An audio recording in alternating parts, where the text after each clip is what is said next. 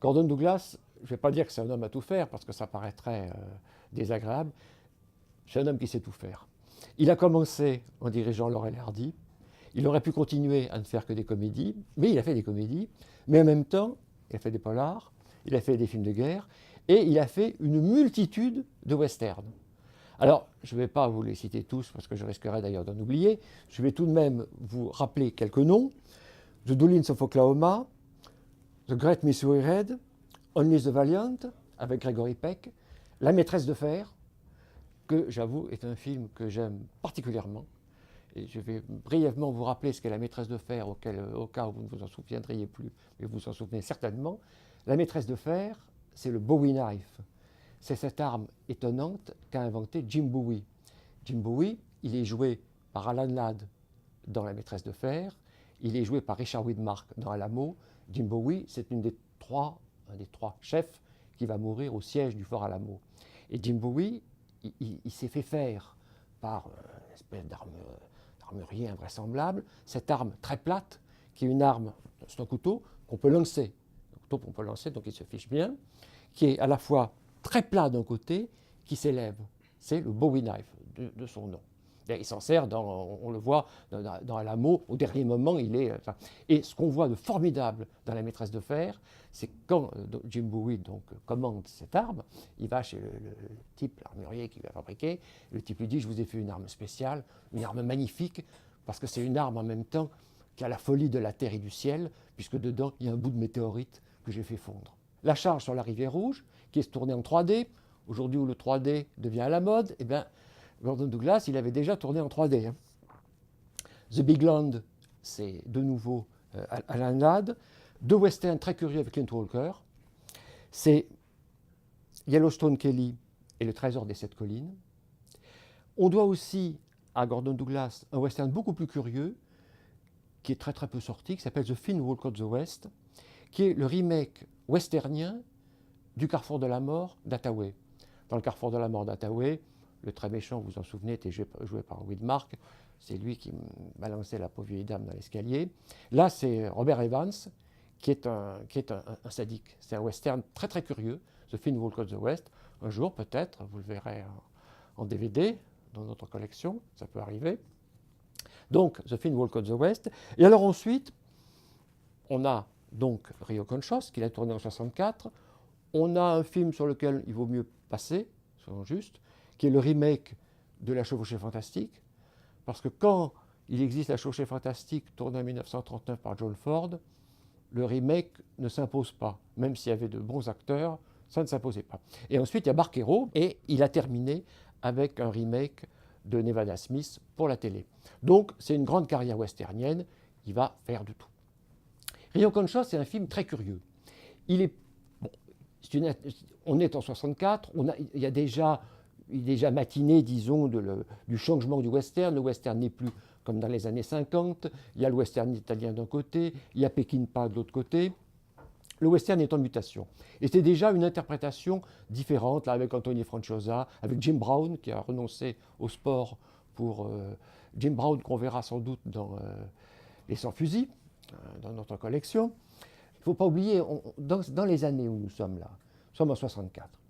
64, les studios vont très mal. Les studios vont très mal, notamment pour deux raisons. Trois raisons. La première raison, c'est qu'il y a la télévision. La télévision a habitué les Américains, les spectateurs américains, à amortir l'achat de leur télé au nombre d'heures où ils seront scotchés devant. Donc, ils regardent à la télé, ils regardent n'importe quoi. Bon, un. Deux, l'application, ça je le dis souvent, mais il faut le redire à chaque fois, l'application de la loi Sherman antitrust à l'industrie cinématographique a été une catastrophe. Je ne sais pas, la loi Sherman, elle est destinée à casser les trusts. Je ne sais pas s'il faut casser les trusts automobiles et aéronautiques, ce n'est pas mon domaine, je n'en sais rien. Dans le cas du cinéma, ça a été catastrophique. Parce que, sans refaire l'histoire d'Hollywood, ce n'est pas l'objet ici, mais la grande force du cinéma hollywoodien de la grande époque, c'est-à-dire en fait jusqu'à, en gros, des années 60, c'était que les grandes firmes de cinéma, la MGM ou la Fox, la Paramount, produisaient des films, distribuaient ces films et les exploitaient, ces films, dans leurs salles. C'est-à-dire, ça permettait de prendre des risques. Parce qu'au lieu de se dire, ah, est-ce que je vais pouvoir trouver un circuit, des salles pour passer mon film, ils produisaient, avec le talent qu'ils avaient, le meilleur possible, parce qu'ils savaient qu'ils l'exploiteraient eux-mêmes dans leur salle. L'application de la loi Sherman antitrust, ça a pris heureusement plusieurs années, a séparé le secteur de la production du secteur de la distribution et de l'exploitation. Donc à ce moment-là, les grandes firmes qui avaient déjà la télé comme rivale se sont trouvées à être obligées de discuter avec des indépendants, avec des circuits de salles qui ne leur devaient plus rien. Et autre chose, tout ceci a eu des conséquences financières, comme on peut le deviner, redoutables, ce qui fait que énormément d'acteurs, et la plupart des réalisateurs, n'ont plus été mis sous contrat et donc faisaient n'importe quoi, allaient d'un film à un autre, d'une firme à un autre.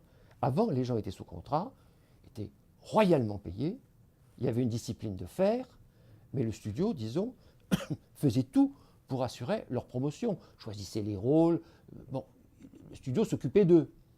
Ensuite, il n'y a plus personne. Alors, on voit arriver des gens qui, en effet, Stuart Whitman, c'est pas un mauvais acteur, c'est pas du tout un mauvais acteur même, comme Tony Franciosa ou Jim Brown. Mais enfin, c'est pas Spencer Tracy, c'est pas Clark Gable. On a tout de même l'impression qu'à un certain moment, on a pris un peu n'importe qui.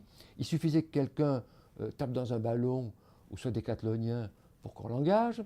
Il suffisait que quelqu'un ait eu quelques petits rôles sympathiques à la télé pour qu'on l'engage au cinéma. C'est pas comme ça nécessairement qu'on fait des stars. Et c'est tout de même le moment, ce milieu des années 60, où le cinéma américain est complètement en train de flotter, pour être juste. Et en plus, il y a une quatrième calamité, c'est l'imitation, vouloir imiter. Alors heureusement, ce n'est pas le cas de Rio Conchos, c'est de vouloir imiter le cinéma européen. Où à un certain moment, on a fait croire aux cinéastes américains que rien ne valait Fellini, Bergman ou Truffaut. Les trois ont beaucoup de talent, on est bien d'accord, mais les Américains ont du talent aussi, surtout sur leur talent à eux. Ils ne sont pas là pour faire l'imitation des autres. C'est le moment aussi où on a fait venir des cinéastes français qui auraient mieux fait de rester en France que d'aller tourner aux États-Unis. Et ce qui est le plus intéressant, moi j'avoue, ce qui m'intéresse le plus dans le film, c'est le personnage que joue Edmond de Brienne. Cette espèce de colonel qui ne supporte pas la défaite du Sud, la reddition du général Lee à Appomattox. Alors, il y a un autre film déjà qui parlait de ça, on s'en souvient, c'est Jugement des flèches de Fuller. Qu'est-ce qu'on voyait dans le Jugement des flèches? C'est quelqu'un qui essayait de continuer la lutte.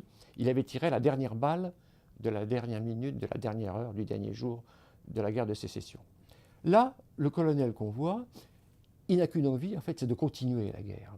Continuer la guerre contre les nordistes avec les Indiens, en armant les Indiens.